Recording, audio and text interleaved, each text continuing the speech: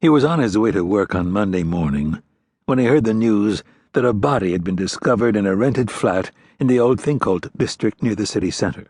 A young man had been murdered, his throat slashed. The CID were quick to arrive on the scene, and the rest of Sigurdur Oli's day was spent interviewing the young man's neighbours.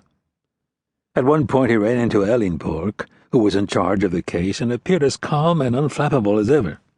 Rather too calm and unflappable for Sigurdur Oli's taste. During the day he took a phone call from Patrikur, reminding him that they had planned to meet, but as he had heard about the murder he said Sigurdur Oli should forget it. Sigurdur Oli told him it was all right. They could meet later that day at a cafe he suggested. Shortly afterwards he received another call, this time from the station, about a man who was asking after Erlendur and refused to leave until he was allowed to see him.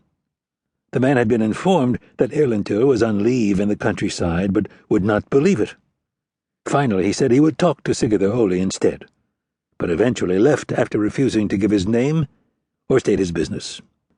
Lastly, Perkthora rang and asked him to meet her the following evening if he could spare the time. Having spent the day at the crime scene, Sigurdur Oli went to meet Patrikur at 5 at the appointed cafe in the city centre.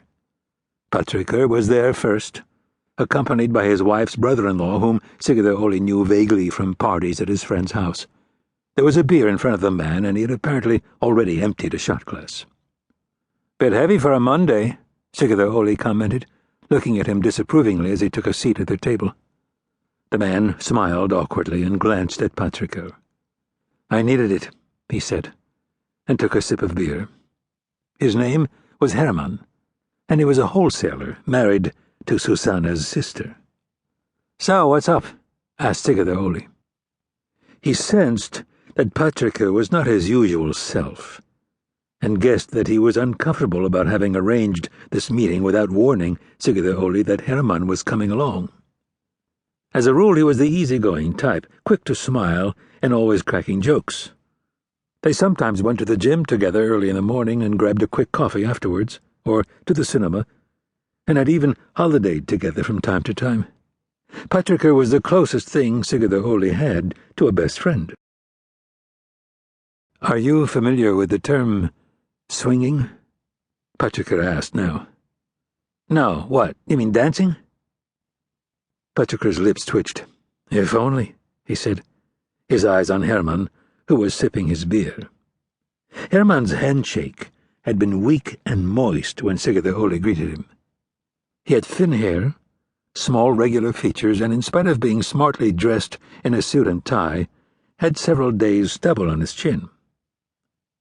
"So you're not talking about the swing, that 40s dance?" Sigurdur Oli asked. "No, not a lot of dancing goes on at the parties I'm talking about," Patrikur said quietly. Hermann finished his beer and waved to the waiter to bring him another. Sigurdur Oli looked at Patrikur. They had founded a neoconservative society known as Milton in the 6th form and produced an 8-page magazine of the same name, singing the praises of individual enterprise and the free market. They had booked well-known right-wing speakers to come to the school and address thinly attended meetings.